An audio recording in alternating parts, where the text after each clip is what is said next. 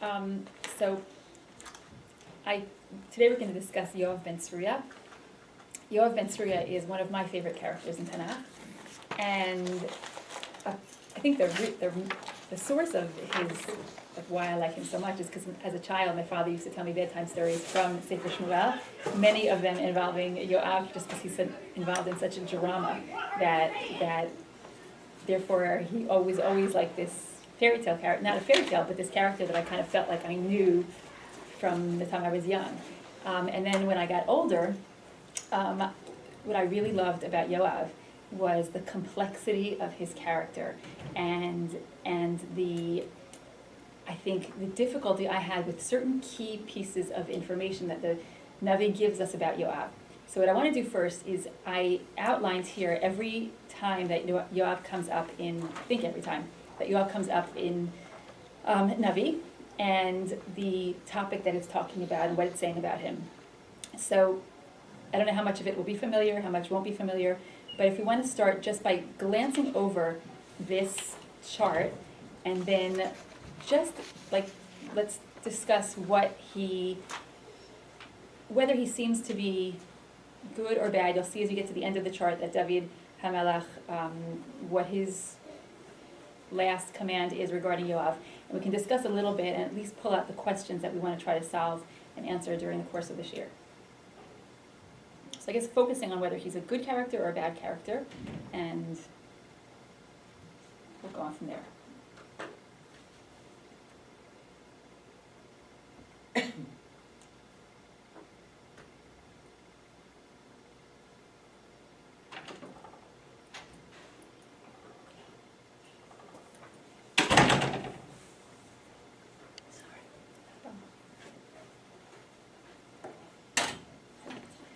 We're reading just the topics. We're discussing Yoav today, Yoav ben Tzruya, and so we're reading this is all the times that he's mentioned in Navi and what he's doing in each time that he's mentioned, and we're trying to figure out whether he's a good character or a bad character, and then we can move on from there.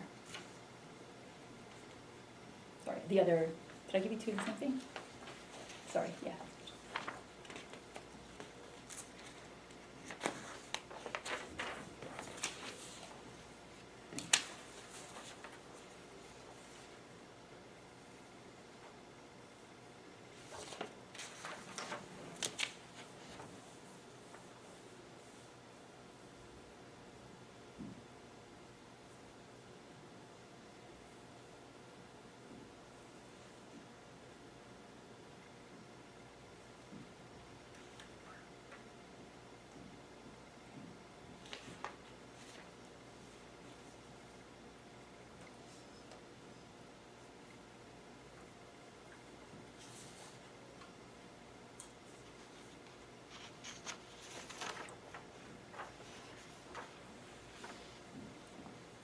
So just from taking a look at the main pieces of information that we have in the chart, and I'll explain many of the stories in greater depth, does Yoav seem like a good character or a bad character?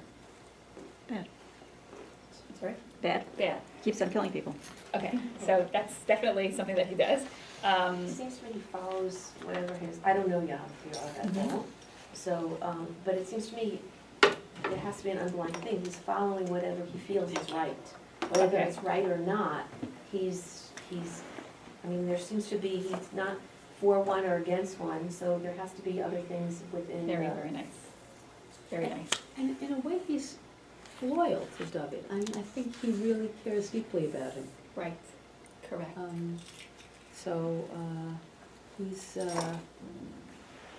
He has his own code. Okay. Good. But he's consistent within that. Right.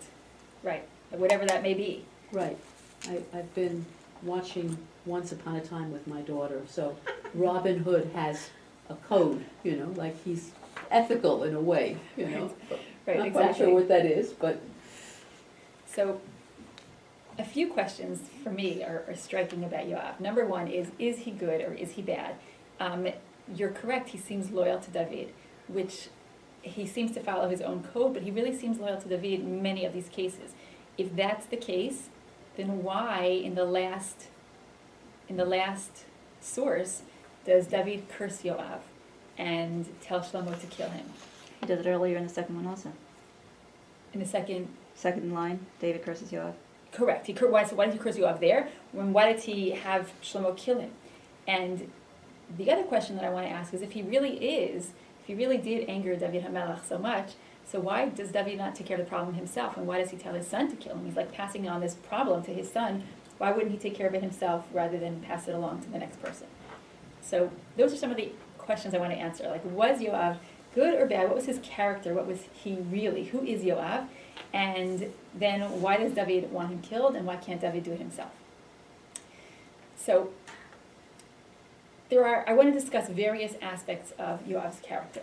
What we mentioned first is that he always seems to be killing people. So let's start with his military character, because he was a great general in David's army. So basically, when David took the reins from Shaul and when David became king, so most of the country was loyal to David, but there was a small group that remained loyal to Shaul's family, mostly Shevet Binyamin, who was Shaul's from Binyamin, and they appointed Shaul's son Ishbosheth king, and he ruled for 2 years. So, and there was a constant battle between Ishbosheth's troops and David's troops. And David kind of didn't mind. He felt that let the rest of the country accept me when they're ready. He knew that he was supposed to be the king. Hashem told him so. And he felt when they're ready to accept me, let them accept me out of their own will. I'm not going to force it on them right now. So what happened was that in conquering Eretz Yisrael, one specific part of Eretz Yisrael had not been conquered by Yehoshua, and that was Yerushalayim, which was owned by the Yevusim. So David went and conquered Yerushalayim. Part of it, he built himself a city in Ir David, which is now still Ir David, and is being, unearthed constantly. And David said that anybody who went ahead and would conquer the Yevusim, who were very formidable enemies, which was one of the reasons why Yehoshua hadn't conquered them way back when, anybody who was able to go ahead and conquer them would become the new general of his army. So Yoav went ahead, conquered the Yevusim, that showed his very valiant warrior, and he became the general. If we take a look at source number 1, which is quite a long source, we're not going to really read it inside. The last few lines of the source, it's discussing different generals and how they were certain generals and how they were, how they led their troops. And it says, it picks out a pasuk that says, Asher Yetzei Lifneihem Barosh, who goes in front of them to battle, V'asher Yavo Lifneihem Barosh, and who goes out before them and comes back before them, and comes in before them. And it describes how unique certain Jewish generals were, and gives a few examples, and one of them is Yoav, and it says that they're unique in that oftentimes foreign countries, the king stands behind the lines, or the general stands behind the lines, and gives directions from a nice safe place while everyone else goes out to battle. But certain generals, Yehoshua among them, Yoav among them, led their troops into battle and put themselves in the center of the danger because they weren't going to have somebody else do it for them. They led and they put themselves there first. So, Which we still do. which we still do. Correct. Actually, a cousin of ours, her brother-in-law, was killed last summer. He was an officer in the army, and he was killed in Gaza when there was supposedly a ceasefire. It was right, Hamas broke the ceasefire, and he basically said that he always would go first before his army, before his men, because he wanted them to see that he was not shying away from it. He was going to put himself there, and he felt that if they could see that he was going in, they would trust him and follow him. And we have the same thing when there's a danger, like if there's what do you call like a hidden bomb underneath the... A mine. Yeah, if there's a mine, the officer has to retreat last. Interesting. All the men have to go first. Interesting. Very nice. I didn't know that. I wonder if we're unique. I don't know. Good question. I know certainly there are cases and that's not the case, right? When they don't do that, in other countries. I don't know if that's in general the rule. So that's one story with Yoav and how he fought. One of the countries that David had a good relationship with was Ammon. And when the king of Ammon died, his son came to power. And David sent a bunch of men to kind of be Menachem Avel, and to go and express condolences to him. And it was a group of men that he sent. And when they came to Ammon, so the new kings, the son's officers, said to him, this is not an innocent condolence call. David really probably sent these people so they can spy on your country. And so his father had had good relationships with David, but instead the son went ahead and to show that he suspected David and that he felt that this was not, appropriate, he went ahead and he took the men captive. He shaved off half of their beards, cut their clothes short, right, like midway, and then sent them back to Israel to show that he was going to disgrace them, and he knew what this was all about.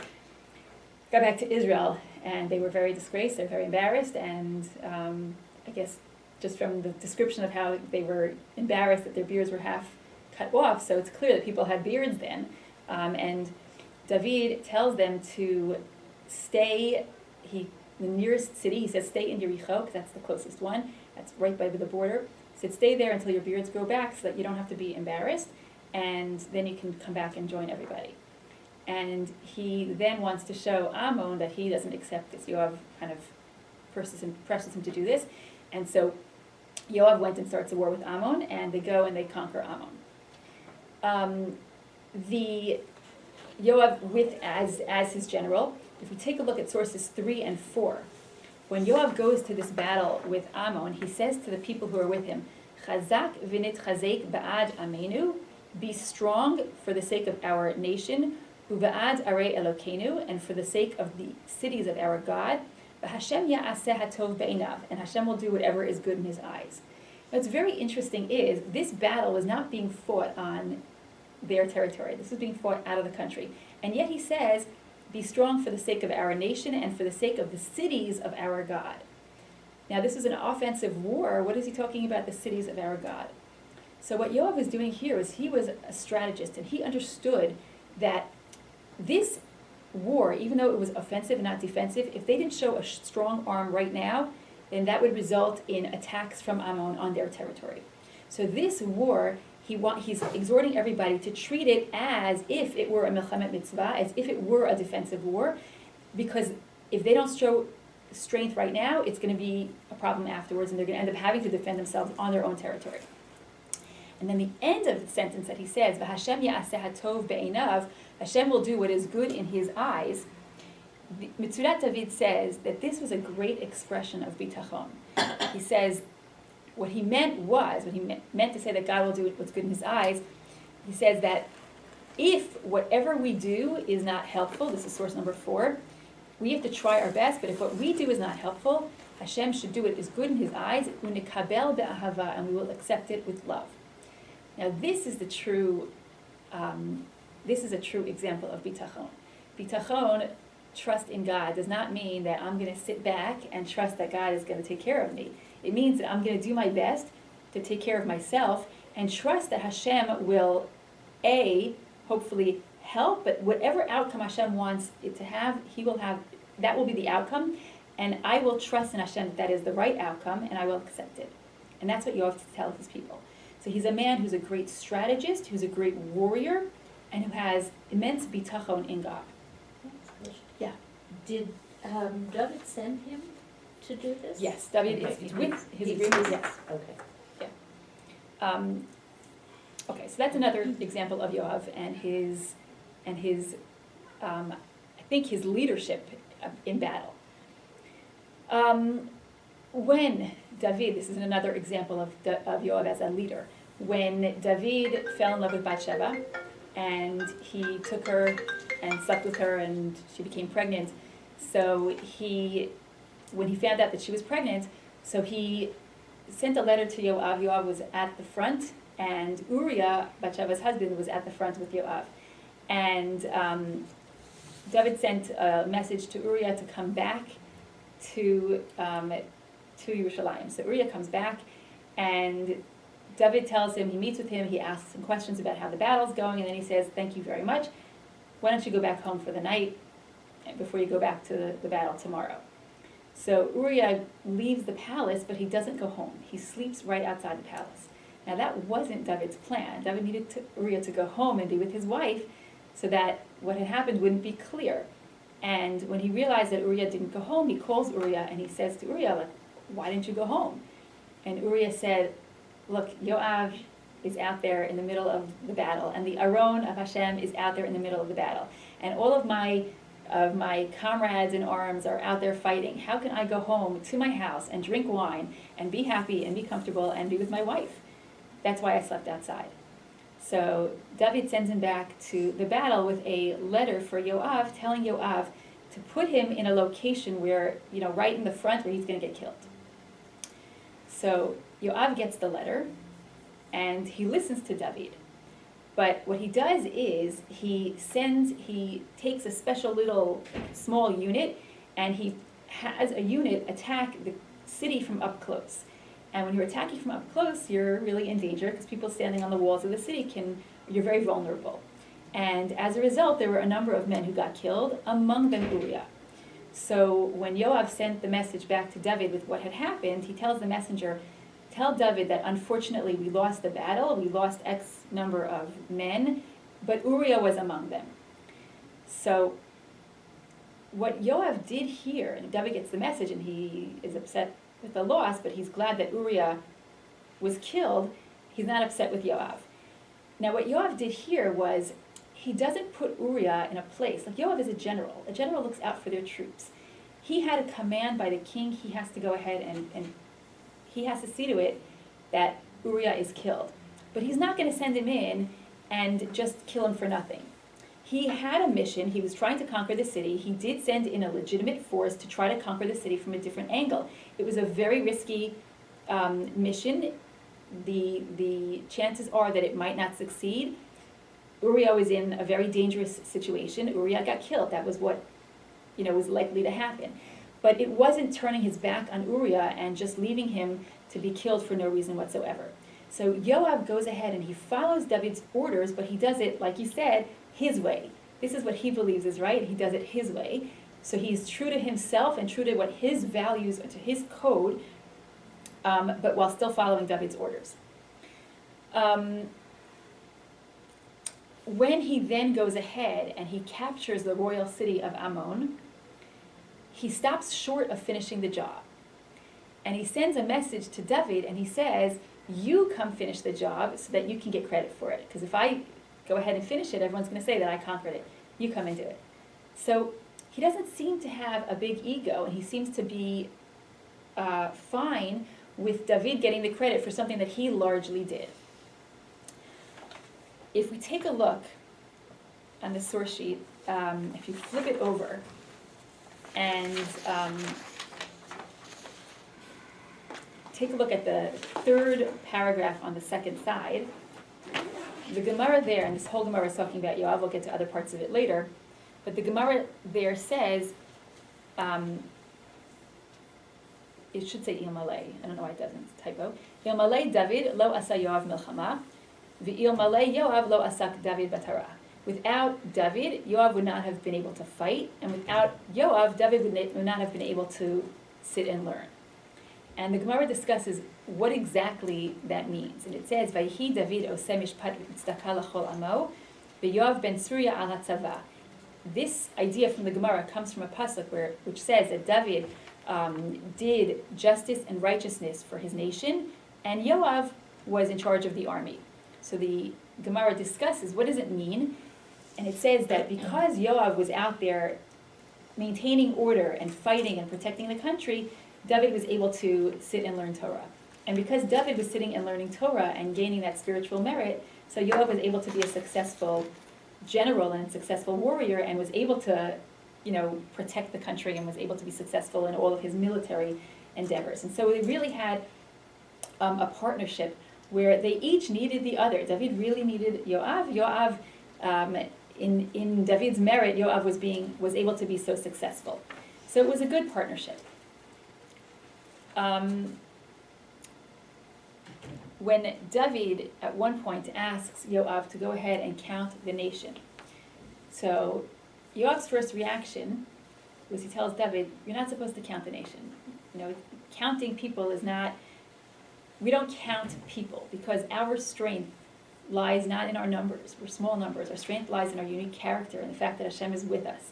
So Yoav says to David, should be counting the people. What do you need to count the people for? The census that were taken in Chumash were all done by means of an object where they donated a half a shekel and they counted the shekalim. We have now people count. Some people count by assigning, either counting an object like counting desks or counting using words of a pasuk, and that's how they know. But you don't count by numbers. We're not numbers.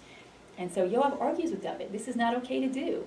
And when David insists that he wants to do it, so Yoav goes ahead and follows orders, except, again, he does it his own way. He does not count Shevet Levi, and he does not count Shevet Binyamin. Why not Levi?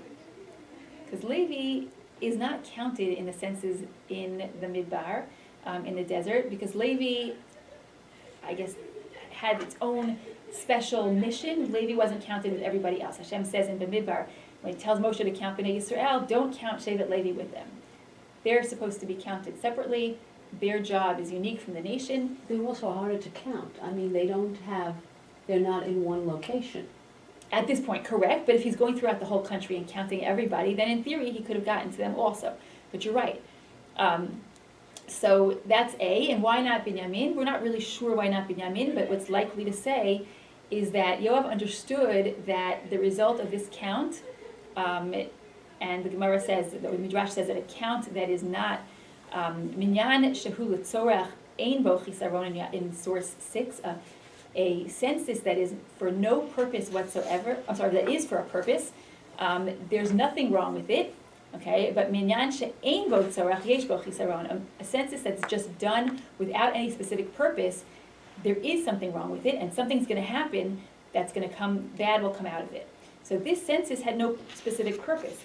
And so it's possible that Yoav did not count Shevet Binyamin because Shevet Binyamin, not long beforehand, had been decimated. And they were a very small Shevet.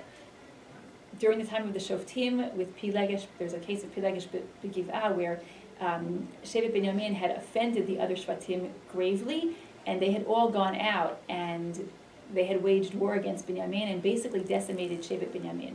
And so it was really reduced to almost nothing.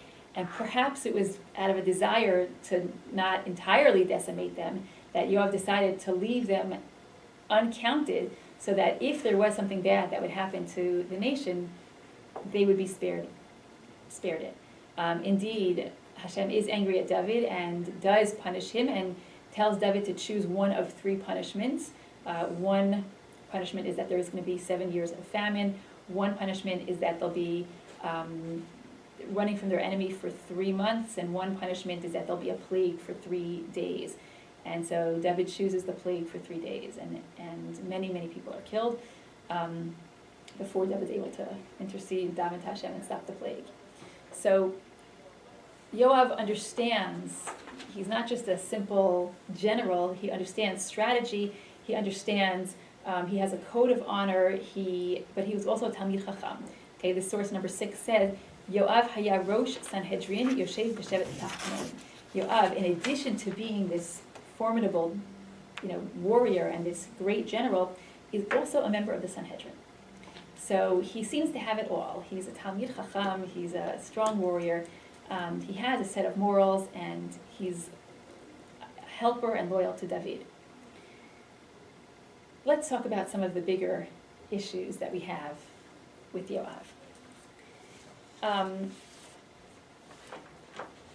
mentioned earlier that when David took the helms of the kingdom, so part of the kingdom, a very small part, but Shevet Binyamin was still under the rule of Shaul's son Ishbosheth, and their general was a man by the name of Avner ben Ner.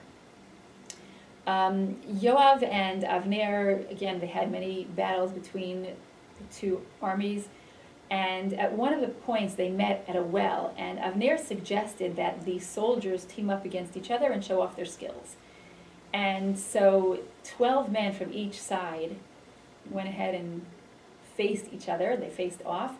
And because they were so well matched, instead of one side winning, they both equally like just killed the other. Like each man, it says how each man just grabbed the other and simultaneously stabbed the other. So the result was that they all died, and it was a very foolish thing to have done, because what was the point? What was the point to even suggesting it? So the result of that little battle was that Yoav's troops start pursuing Avner's troops. And Avner was the one who had suggested the whole idea. And so as they're running, Yoav had two brothers. One's name was Avishai, and the other was Asael. The Midrash tells us that Asael was as quick as a gazelle. I don't know too much about animals. I don't know how fast the gazelle runs. I know the gazelle runs fast. And Amasa ran as quickly as a gazelle. And he was chasing Avner. And Avner turned around and he saw that Asael was really on his heels and was not chasing anybody else, was not veering left or right, was really just following him. And Avner yelled back to Asael, go after somebody else, because I don't want to have to kill you. And I guess he felt some sort of respect for the general Yoav and didn't want to kill the general's brother, but he said, if you continue to follow me, I'm going to have to kill you. And Asael continued pursuing Avner. So finally Avner took his spear and he stabbed it backwards, and it went in right under Asael's ribs, and it killed him. Came out the other side, it killed him. Of course, when the rest of the army saw what had happened to Asael, they were very upset. They continued pursuing Avner's army until finally, Avner stood on the top of a hilltop and he yelled down to Yoav and he said, "Is this how it's going to end? Are we going to just keep killing each other? We have to just call a truce right now." And so Yoav accepted it. They decided to stop fighting. But Yoav doesn't forget it. Okay, Yoav is angry at Avner. Shortly after this battle, Avner gets angry at his king, Ishbosheth. Ishbosheth accuses Avner of having done something which Avner did not do, of having slept with the king's concubines. Avner did not do it, is very offended that Yoav is accusing him. He who is Yoav's that Ishbosheth is accusing him. He has been loyal to Ishbosheth, he's fighting for Ishbosheth, and the fact that Ishbosheth can accuse him of this crime makes him angry enough that he decides to desert and leave Ishbosheth and go over to David's army.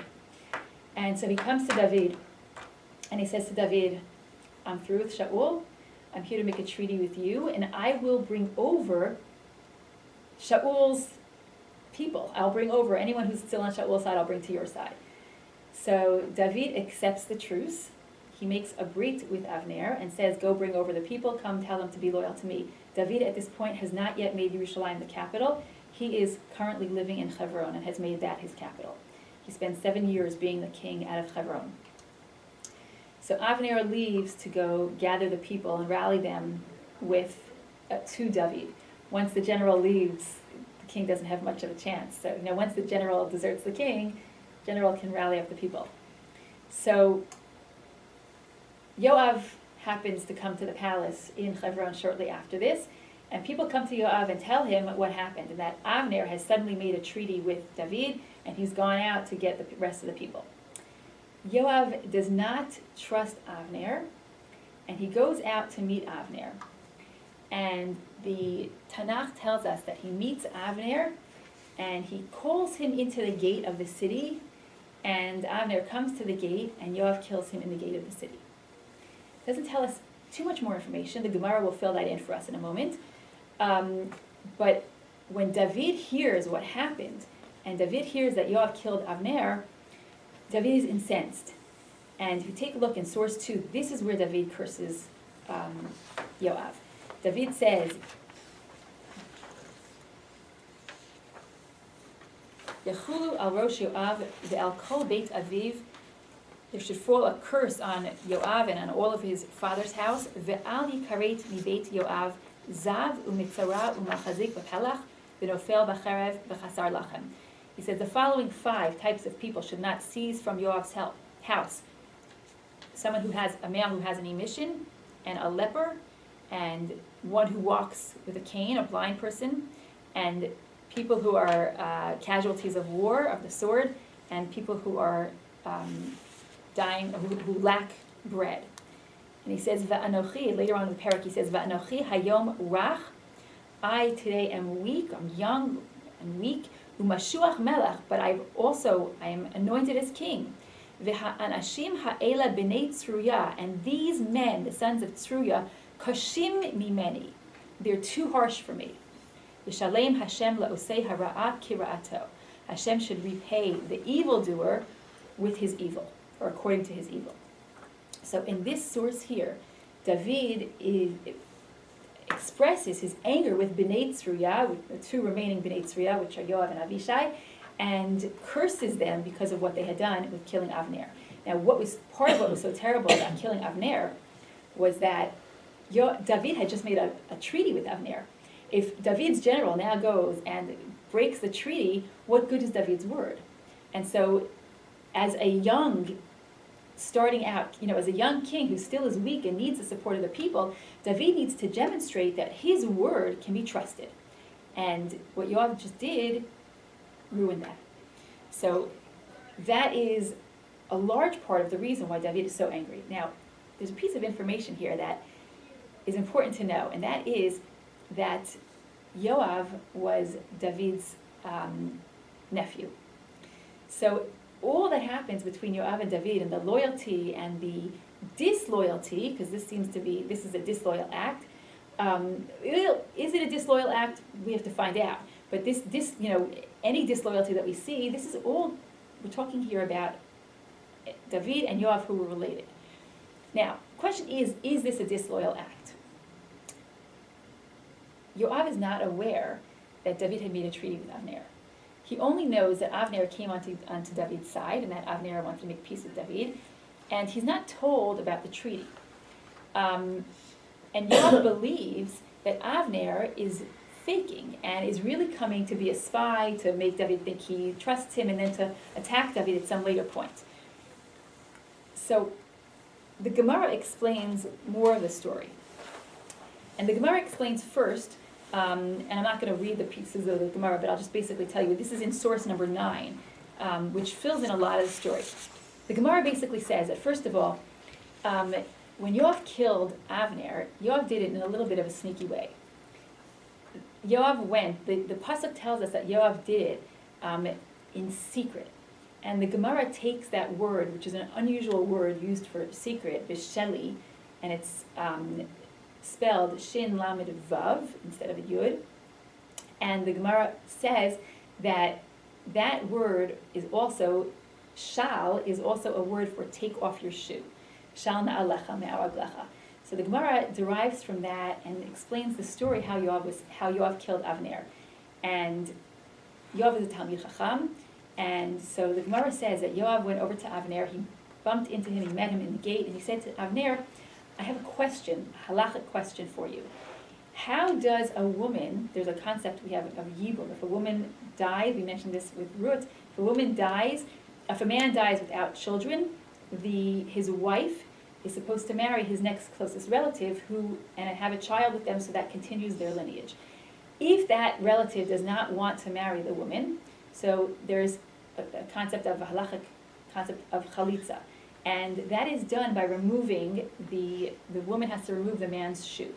So Yoav says to Avner, what happens if a woman has no arms and she's unable to remove a man's shoe? How does she do chalitza? And so Avner bent down to demonstrate how she should perform chalitza with her mouth and how she could do it that way. And when he was bending down and vulnerable, Yoav went ahead and stabbed him. Because Avner also was a general and surely would have been at the ready if he had seen Yoav coming. So that's how the Gemara says Yoav tricked Avner and killed him. But the Gemara also fills in more information, and this seems like very sneaky of Yoav. The Gemara then tells us why Yoav was so suspicious of Avner.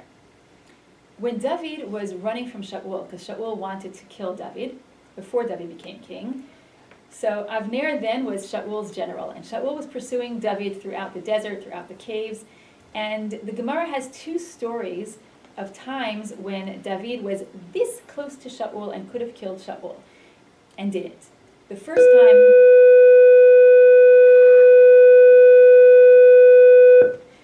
time David was hiding in a cave, Shaul came in to go to the bathroom, And David could have killed him, he was right there, and instead he didn't, he cut off a piece of his cloak instead. And the second time, David's men come into the camp at night when Shaul is sleeping with his general and all of his men around him. They sneak into the camp. They could have killed Shaul, but to show how they cared for Shaul, they didn't kill him. And to show that they were right there, they take his water flask from right next to his head, and they bring it back in the morning. Julia Rose, grade 9. Please come up to Mrs. Vitow for a minute now. I have to give you something.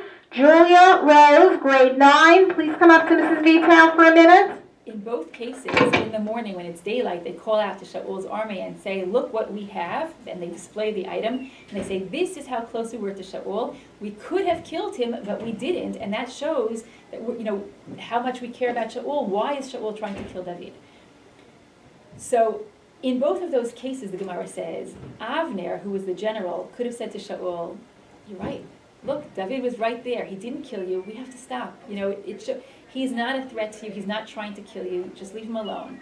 But in each of those cases, the Gemara tells us, instead of trying to advocate for David, Avner instead gives an excuse of how they're just really making it up, how they weren't really so close. They must have gotten that object some other way. Somebody must have given it to them. They must have found it. They really couldn't have been so close as to be that close to kill Shaul. So each of those times, Avner went out of his way to make up a story so that Shaul shouldn't give the benefit of the doubt to David and shouldn't stop pursuing David. And so Yoav... JV basketball and varsity basketball players, please get to the nurse as soon as you can. JV basketball and varsity basketball players, please check in with the nurse as soon as you can. Yoav remembers how Avner refused to give David the benefit of the doubt, and how Avner, even when David was right, wanted to see to it that Shaul would keep pursuing David. And so Yoav kind of feels like now it can't be that Avner is coming over to our side. And so he's very suspicious of Avner, which is why he goes out and kills him, because he doesn't trust Avner, and for good reason, according to the Gemara. So this assassination or this murder, whatever we may call it, might have had good reason, and there's an additional reason, and that reason is personal. Yoav is still angry at Avner for having killed his brother. And so maybe the reason is nationalistic, maybe it's for David's sake, maybe it's personal, maybe it's a personal grudge. It seems that David has a bad memory. Yoav's memory is better when it comes to the Torah saying you can't count people this way. It's like he's, if not his conscience, he's like the other side of him, saying, why don't you remember? Right, correct, good, it is true. Mean, sometimes memory isn't good because that's, where you get revenge, but it seems like for the most part, his memory serves David better than David's own memory. Whether it's memory or maybe it's that Yoav sees things perhaps in black and white. And maybe maybe it's memory, maybe it's that David sees things not in black and white. And so he has a reason, he thinks counting them will be okay. Yoav is very black and white. It's right or it's wrong. And it's wrong. And it seems like Yoav is a man of the extremes. He's excellent at what he does, but he's very black and white. When Avshalom goes ahead, now interestingly, I'm sorry, just look it back, when David is distraught when Avner is killed, but he commands Yoav to mourn for Avner with the rest of the country. He does not, he rebukes Yoav, but he includes Yoav with the mourning. So he doesn't get rid of Yoav. It's almost like he sees that Yoav had a reason and he's not completely wrong.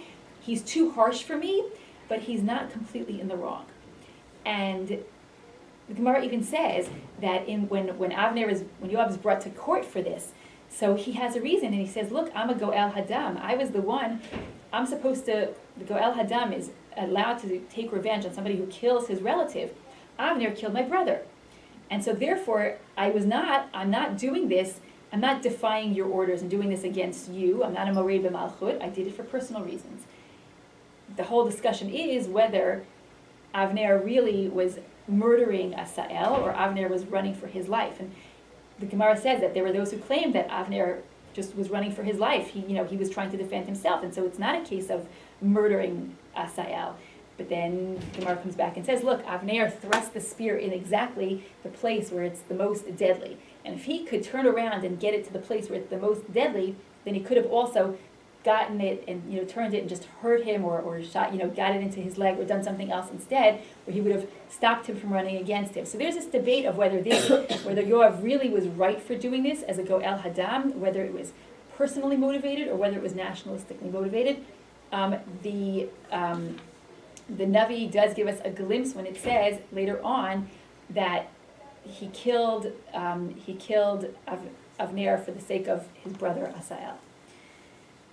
Some of the other things that Yoav does. When Avshalom rebels against David, Avshalom is one of David's sons, he rebelled against David, he tries to take over the kingship. David fights against Avshalom. I'm sorry, let me backtrack a little bit. When Avshalom goes ahead and kills David's oldest son, Amnon, okay, because Amnon raped Avshalom's sister Tamar. So Avshalom kills Amnon, and then David is very, very angry at Avshalom and banishes him. Avshalom runs away. David banishes him from the country. He spends many years away from the country. Yoav is the one who convinces David to bring back Avshalom. But when Avshalom rebels against David, and David tells his army, and David has to run from Avshalom, it's a serious rebellion, and half the country is allied with Avshalom because they like Avshalom. And David is running for his life. And David says, we have to fight against them, but do not harm Avshalom. Yoav is the one who kills Avshalom. Avshalom had beautiful hair. He was on a donkey, ran under a tree. His hair got caught in the tree. He's suspended by his hair. Somebody comes and tells Yoav, and Yoav goes in and kills Avshalom, knowing that he's supposed to leave him and not harm him. And when David hears, he doesn't get angry at Yoav. He mourns for his son. He cries for his son. He doesn't yell at Yoav. And then, even more mysteriously, Yoav comes to David and rebukes him for crying and says, you are the king. We just put down a rebellion. And now you're mourning for your son. Your son was rebelling against you. By mourning for your son, you're basically telling half the country who is trying to save your life that you couldn't care less. You have to go out there and lead the people and do your mourning privately. In front of the nation, you have to go and show that you put down a rebellion. And David takes it from Yoav. So it's a very complex relationship here. Yoav disobeys David. Yoav kills his son. David doesn't reprimand him for the murder. Yoav reprimands David instead for crying, and David takes it. David eventually replaces Yoav with another general, Amasa, who's also a relative. And Amasa goes ahead, Yoav goes ahead at one point, and when another person is trying to rebel against David and to divert the nation away from David, so Amasa goes and says that he's going to go and rally up the people and bring them to David. And he disappears for 3 days. He's supposed to come back that day. He doesn't come back that day. He disappears. And he was supposed to come back 3 days later and doesn't. And so Yoav goes out, and he doesn't know what Amasa is doing. Amasa's not doing anything specifically wrong, but he goes out and he kills Amasa again. The Navi tells us in a tricky way. He goes to say hello, and tries to give a warm hug to Amasa and grabs him by the beard as if to say hi. And when Amasa doesn't realize, he takes his sword and kills Amasa. So again, when that happens, David is angry with Yoav. And lastly, towards the end of David's life, when his another son, Adoniyahu, comes and rebels against David. And in this rebellion, although when Adoniyahu had rebelled against David, Yoav had killed Adoniyahu. So now, when Avshalom had rebelled against David, Yoav had killed Avshalom. Now Adoniyahu rebels against David, and this time Yoav joins the rebellion. The rebellion is put down, and David appoints Shlomo as king, and that's when David turns to Shlomo and he says, I want you to take care of Yoav. You have seen what Yoav has done to 2 men who were innocent, to Avner, to Amasa. He spilled innocent blood. I want you to think of a smart way to go ahead and kill him. Think of a reason, think of a way that he'll be deserving of death and kill him. Now, it's interesting what David says. Number 1, he's not taking care of it himself. And number 2, think of a reason to kill him, as if what had happened already is not enough of a reason. And so the questions that we have here are, all that Yoav has done until this point, was it right or wrong? And if it was so wrong, then why isn't David killing him himself? And if it was not wrong, then why does David want him killed? And so, open to suggestions first before. I think David senses that Yoav may have been right. He's ambivalent, that maybe Adoniyahu should have, that Yoav always has this moral compass, So he's thinking maybe he did have a reason to do this, and David just didn't know it. He can't believe after all that they've been through that he would rebel against him just like that. I mean, I find it strange, so maybe David did as well. Okay, good. Who is Yoav loyal to? David? His sense of what was right and wrong. His sense of what was right and wrong. Yoav, and let's take a look at these events. Yoav is, if you take a look at the events, you'll see that Yoav is very loyal to the kingship. Okay, not necessarily to David himself, but to the kingdom and the kingship. And that's where his sense of right and wrong is. He sees a very narrow line of black and white, right and wrong. He doesn't necessarily see the larger picture. And that's where he trips up. Those two men that he killed, who David says he killed in innocence, and yes, because they were unsuspecting and to a certain extent they were innocent. On the other hand, Yoav had reason to kill them. And when he killed them, it was not necessarily for the wrong reason. But there was enough of a suspicion that maybe it was for the wrong reason. So if you take a look at all of the times that Yoav acts in a strong way, Yoav is very loyal to David and very loyal to the kingship. He defends the country. He's a great warrior defending the country. When he perceives a threat to the kingdom, to the kingship, to David's rule, to Malchut Beit David, he acts strongly against it. That's what happened with Avner. Although it could have been personally motivated, he sensed that Avner, and he had reason to feel that Avner was a big threat to David's kingship, and so therefore, to the kingship of Malchut Beit David, let's say, and so therefore he had to get rid of Avner. He sensed that Amasa might be a threat to the kingship, because Amasa was supposed to rally the nation around and get rid of this person who was rebelling against David, and Amasa hadn't returned, so maybe Amasa's not doing what he was supposed to do. Maybe he's joining that person instead, so he went ahead and had Amasa killed. But Amasa was also the general who David appointed instead of Yoav. Yoav was demoted, and so maybe he was personally motivated. Again, there's that ambiguity there. When Avshalom rebelled against David, Yoav brought Avshalom back. Why did Yoav bring Avshalom back? Because before he was killed, because at that point, David's eldest child was no longer alive. Avshalom was next in line for the kingship. He's gone. He's out of the country. The kingship was in danger. Okay, not David, but it's the Malchut Beit David is in danger. So he convinced David to bring Avshalom back. He has no loyalty to Avshalom as such. He actually refuses to speak to Avshalom, and Avshalom has to convince him to even have an audience with him. But when Avshalom rebels against Malchut Beit David, and at this point David is a strong ruler, when Avshalom decides to rebel against the king, so Yoav can't have any of that. He has to secure the kingship, and he goes ahead and kills Avshalom. Doesn't care that David didn't want that done. He's a threat to the kingship, and he has to be killed. When Adoniyahu rebels against David, what's the difference now? When does Adoniyahu rebel against David? At the very end of David's life. David is old and weak. And Adoniyahu decides to take matters into his own hand, and instead of waiting for David to die and a successor to be appointed, who we know will be Shlomo HaMelech, Adoniyahu decides to take over while his father is still king, which is not the way things are supposed to be done. And so he's wrong for rebelling against the king.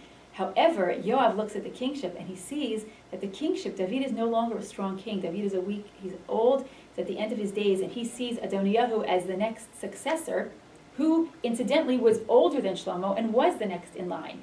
And not just that, But Yoav, with his sense of black and white, right and wrong, knows that Shlomo was the product of a marriage that perhaps was wrong. Okay, David and Bathsheba. And so Yoav decides to side with Adoniyahu because he is loyal to Malchut Beit David, not necessarily to David HaMelech. So when David is now nearing the very end of his days, and he is giving his last charge to Shlomo HaMelech, he says to Shlomo, I can't kill Yoav. Yoav was too helpful to me and did too many things for me to be able to ignore that and kill him. I have to have a karat hatov. I can't kill a man who really ensured that my kingdom would exist. But on the other hand, I know how dangerous he can be because he's living by his own sense, his own code. And he's not necessarily going to be loyal to you. He'll be loyal to the kingdom, but you can't trust him because he's not necessarily going to be loyal to you. And so therefore, you have to find a reason, or you have to be smart and you have to kill him. And I'm leaving that charge to you because I can't do it. And so that's exactly what happens. David dies. When Shlomo becomes king, he goes ahead and he does have Yoav killed. Even though Yoav is holding on to the corners of the Mizbeach, I mean, typically people are not killed. That's a place of safety. But Yoav refuses to come away from the Mizbeach. He says, if you're going to kill me here. And Shlomo has him killed, holding on to the Mizbeach. And the Gemara ends by saying that he is buried, the last,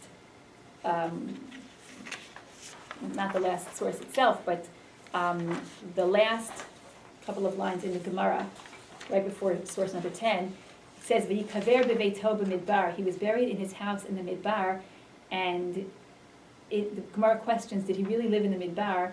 And he says, no, that's just a description of, just like a Midbar is open to anybody, and anybody can come there and anybody can live there, Yoav's house was open to anybody.